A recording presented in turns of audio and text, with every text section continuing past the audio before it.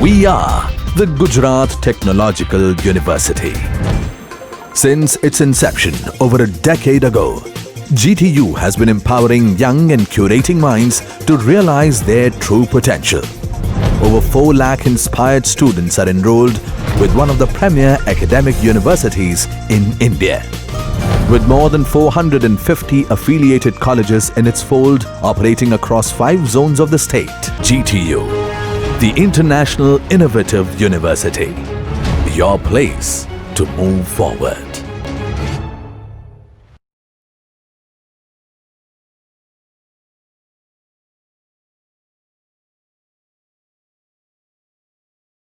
Going to teach the round robin RR algorithm, round robin process scheduling algorithm.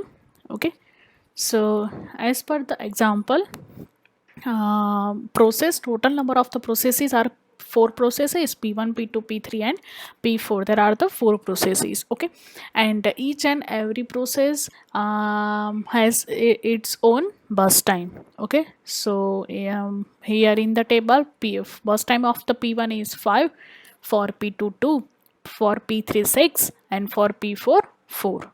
Okay, and for the round robin, the one value is always required, and it is a time slice or a quantum. Okay, so we always require time slice value for the round robin algorithm. So here in this example, my time slice, the value of the time slice or the value of the quantum is equal to 2.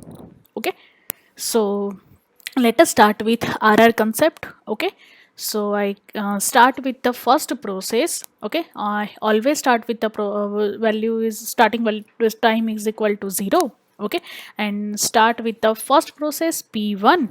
Okay, and burst time of P1 is equal to 5, but here the value of the time slice is equal to 2, so we consider only the value 2 at the time. Okay, at a time.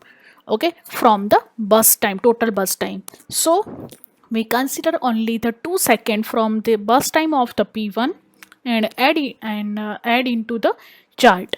Okay, so here 0 plus 2 is equal to 2, and the remaining value of the bus time of P1 is equal to 3. Okay, next one is P2. Okay, so for P2, the bus time of the P2 is equal to 2, so here I add the time slice is equal to 2, so it is satisfy. So I add the bus time of P2 into the chart, so 2 plus 2 is equal to 4. Then after P3, the bus time of the P3 is equal to 6. So based on the time slice, the value of the time slice, we consider the P3. Okay, for P3 we consider the value 2 at a time from the total bus time. So we consider the value time slice value with the time slice value. So here we consider the 2 from the 6. So here we add the we add 2 into the chart. So 4 plus 2 is equal to 6, and remaining bus time of P3 is equal to 4.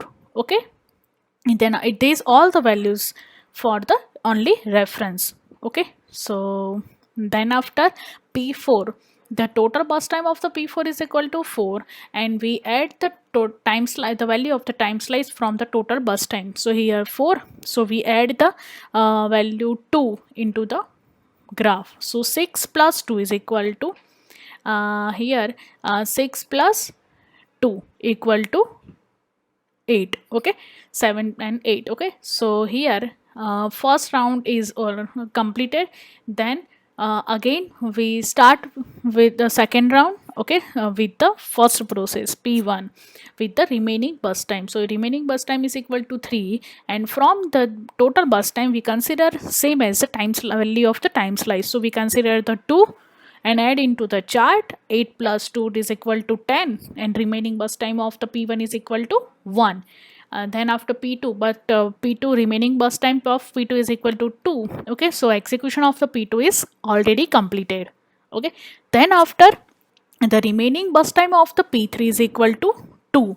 So here it is satisfied with the time slice, the value of the time slice. Okay, so we add the remaining bus time into the chart. So we add the 2, so we add 2 into the chart. So here P3 10 plus 2 is equal to 12. Okay, then after we move to the P4, so here remaining bus time is equal to, sorry, here 4, then we consider 4 into the, from 4 we add 2, then remaining bus time is equal to 2. Okay, sorry. So next for the P4, the remaining bus time is equal to 2, and we add the value 2 into the chart, and remaining bus time for P4 is equal to 0. Okay, then after we then second round is already completed, then start with the third round with the first process. So first process of so P1, the remaining burst time of the P1 is equal to 1, it is satisfied with the time slice. So because its value is less than the time slice, so we add directly the value into the chart. So here 14 plus 1 is equal to 15. Okay, and P2 already completed. P3, so here P3 remaining burst time of P3 is equal to 2, so we add the P3 into the chart. Okay, so 15 plus 2 is equal to 17, so remaining burst time of the P3 is equal to 0. Then after P4, so P4 already it's the remaining time of the P4 is already 0, so here the total execution based on the RR, the total execution is completed.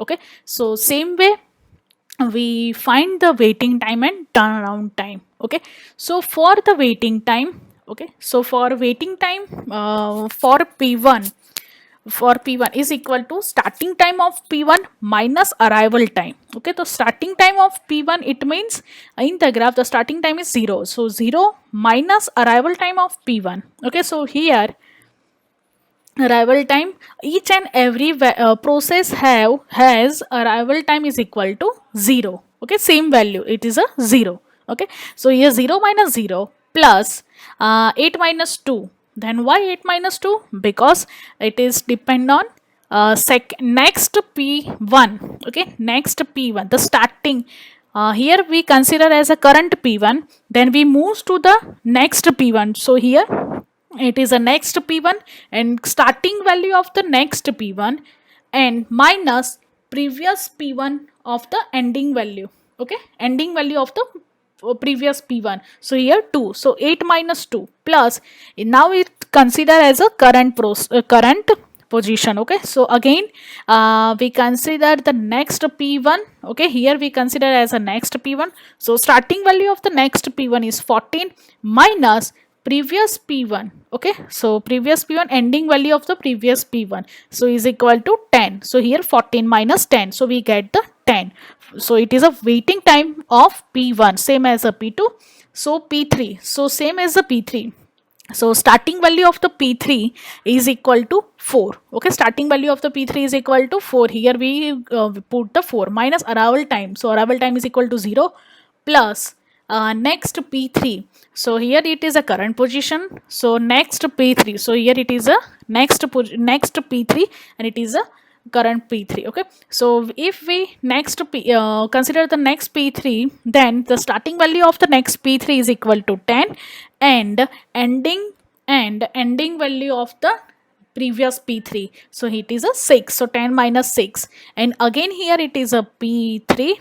Okay, so starting value of the next P1, so 15, and ending value of the previous P3, it is a 12. So 15 minus 12, so we get some value as a 11, same as P4, and divided by total number of process divided by 4, so we get the average waiting time of all the processes. Okay, same way turnaround time, average turnaround, for the average turnaround time we get the turnaround time, we consider the equation as a turnaround time is equal to waiting time plus burst time. So we already calculated waiting time for all the processes, so we consider that all the values and plus and add with the burst time of all the processes. Okay, so we get and divided by 4 for the average, for finding average value. So we get some value 12.5 as a average turnaround time of RR based on RR algorithm. Okay, So it is a round robin algorithm. Okay, thank you.